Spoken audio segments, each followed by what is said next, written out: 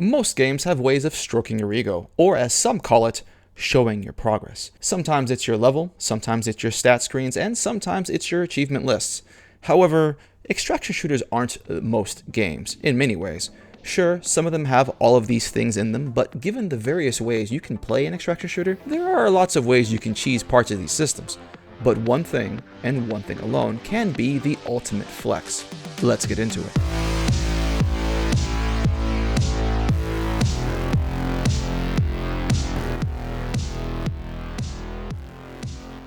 How stash and inventory systems are implemented seems like such a minor thing, but in the case of an extraction shooter, its importance can't be underestimated.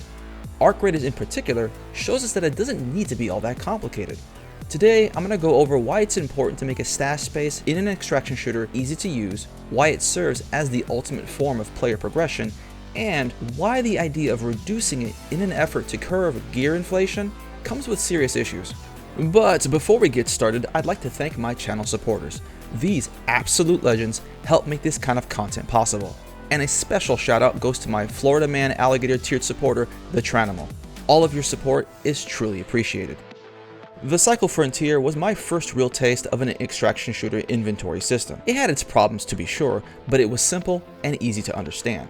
Thankfully, newer titles are moving in this direction and are even improving upon it. At a certain point, a common complaint you would hear from newer players is that its starting size wasn't big enough. This feedback was always pushed back by others with a resounding message of, managing your inventory is a skill set to learn. Which makes sense if you look at all of the other Tetris nightmare fuel inventory systems of other extraction shooters.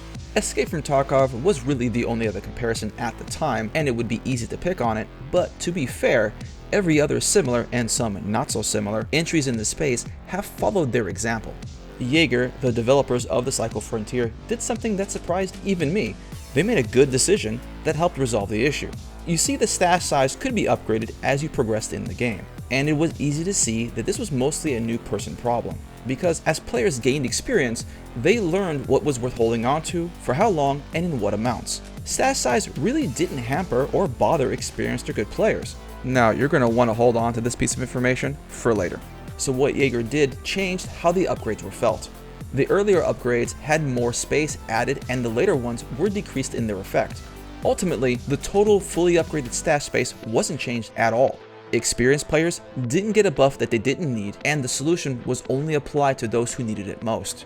While the counter-push statement of managing your inventory is a skill set to learn is technically a true statement, it's just gatekeeping elitist nerd lube used to make yourself feel better. It's not a selling point, it doesn't add anything meaningful to the game, and it's not fun. So much fun. So much fun. So much fun. So much fun. Back in the day, video games came in boxes, and on the back, they would put all kinds of things to sell you in the game. Cool screenshots, dramatic art, bullet point text describing all of the cool things the game would have to sell you on the game. If that still happened today, none of that would include managing your inventory. That is not a fun point of the game. Now, is it necessary?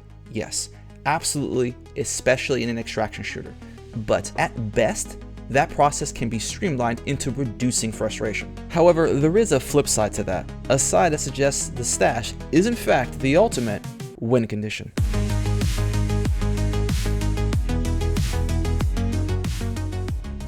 After a long enough timeline, everyone gets to max level. Most can run top level gear once in a while, some can have large bank accounts, and even some can rock some decent KD ratings. But in an extraction shooter, most of these can be fudged to be made to look good. You could be max level, but be broke and have no real gear to speak of, signifying that you just grinded the XP with nothing to demonstrate you did so with any degree of skill or knowledge. You could have a set of the best gear in the game, but you could have luckily looted that off a dead body with no effort. You could have a large amount of in-game currency, but you could have easily just consistently ran budget kits and maximized your profit per bag loot ratio. You could have a good KD, but even this stat, especially in an extraction shooter, is easy to boost. I can give my own example. In the Cycle Frontier in Season 2, for about a month, I held a rough KD of 9. And I will be the first to tell you, this wasn't because I was some sweatlord hyper good gunfighter. I just prioritized evacs and survival over fighting. Why do I bring all this up? Well, because extraction shooters have a lot of possible win conditions based on how you like to play, one of the most common ones of determining whether or not you are in fact winning is your stash. One of the best things about an extraction shooter is that you get to tell a story beyond your stats, beyond the gunfight, and even beyond what happened in that raid. From one raid to the next, your story is told in the form of your stash. Those armor sets, got one off a guy that nearly killed me, and the other one was the very first high level armor I crafted after getting the main part into my safe pocket just as a grenade landed at my feet. The Bobcat I got from a key room that my friend didn't make it out of.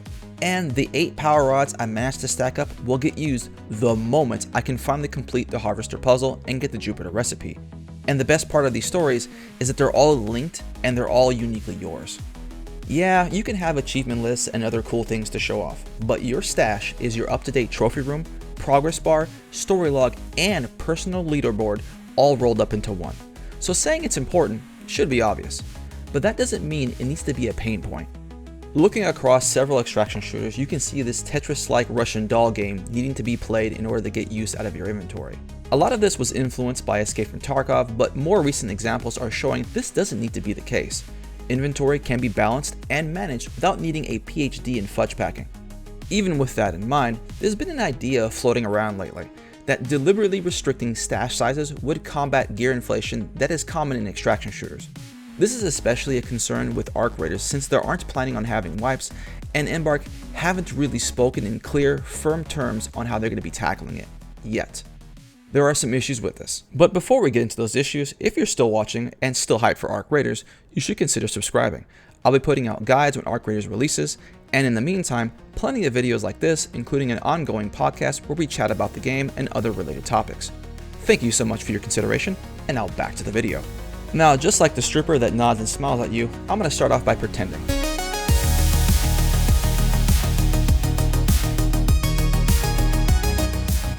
The theory of restricting stash space to combat gear inflation comes from the idea that it will help prevent players from hoarding large amounts of gear.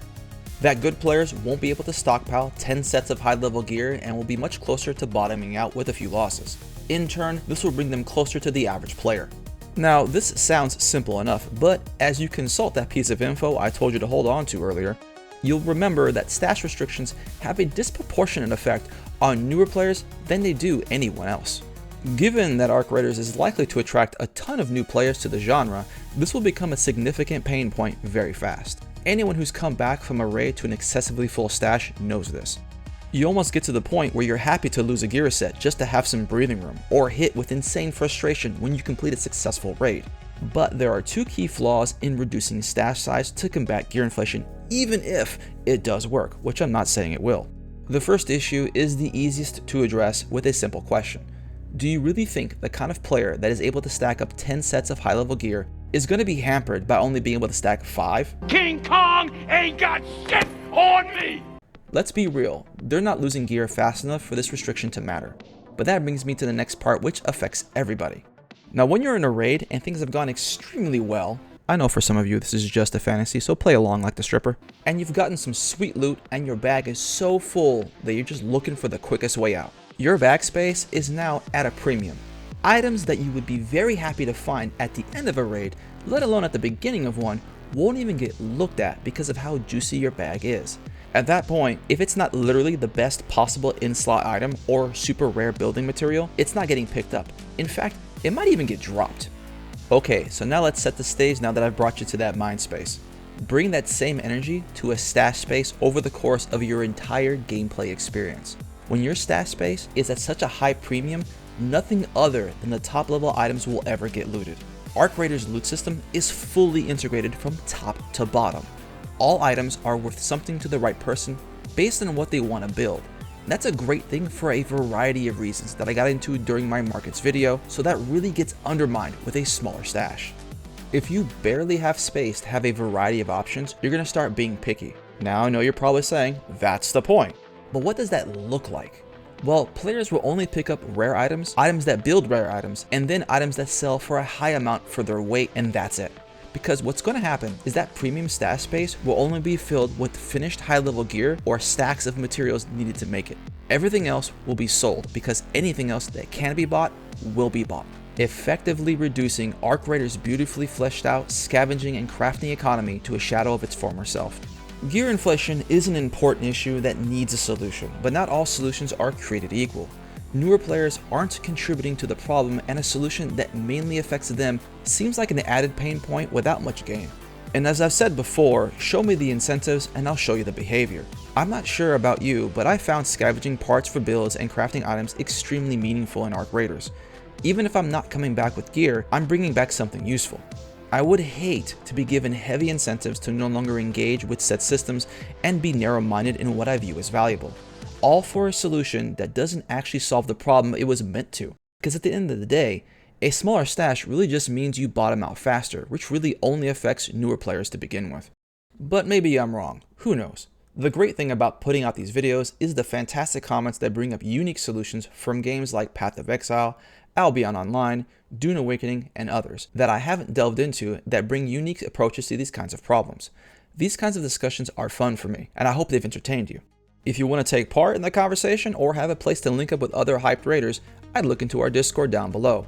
We are constantly having civil and interesting discussions about Arc Raiders and other extraction shooters in the meantime. The best way to support the channel is in the description.